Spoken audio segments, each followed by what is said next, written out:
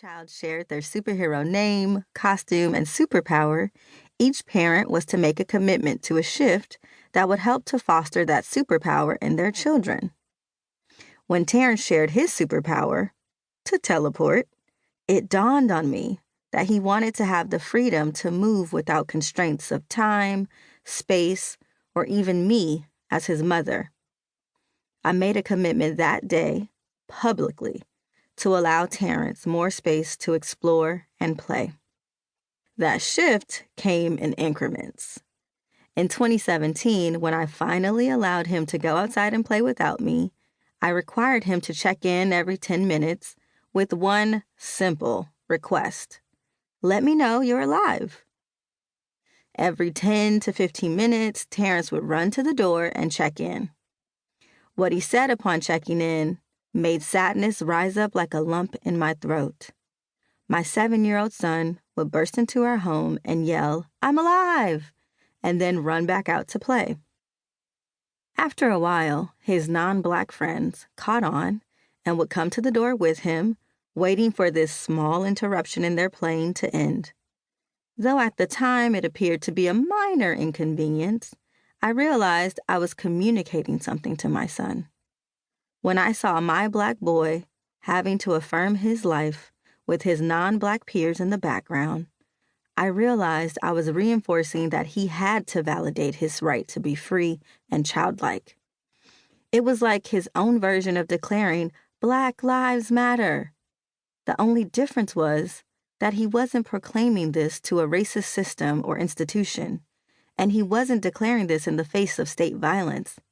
This proclamation was to me, his mother. He had to affirm to me that his freedom matters and his space to play and have fun matters. I realized that the mainstream may refer to this as being a helicopter parent. As a Black parent who is raising Black children, I did not see this as being a helicopter parent.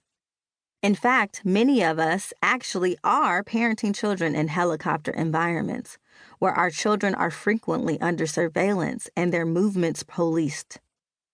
Parenting under constant surveillance and policing places limits on the exploration, play, freedom, and free spirit of children and childhood.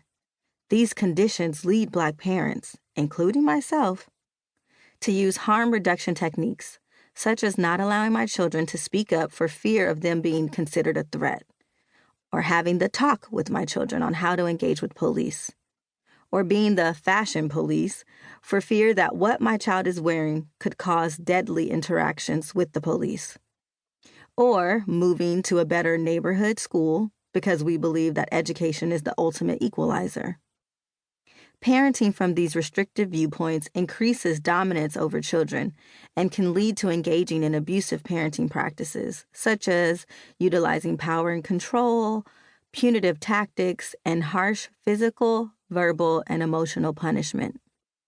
In my home, I found myself clamping down on my son, saying no more than saying yes, and raising my voice.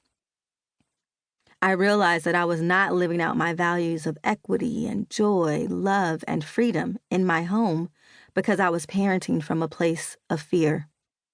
I was parenting to protect, but protection did not allow my child to be free. I was putting boundaries and restrictions on my child's humanity, and I was blocking him from being his freest self because I was afraid. I realized I wanted and needed a shift. I wanted to unlearn and heal from my fear and replace it with liberation and freedom.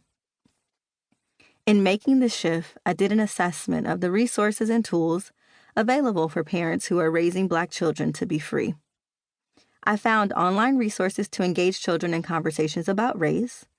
I also found a few books and readings written by parents of color, such as Revolutionary Mothering, Love on the Front Lines, an anthology edited by Alexis Pauline Gumbs, China Martins, and Maya Williams, that focuses on placing mothers of color at the center of movement building and social change, and My Brown Baby on the Joys and Challenges of Raising African American Children by Deneen Milner, and Letters to My Black Sons, Raising Boys in a Post-Racial America by Dr.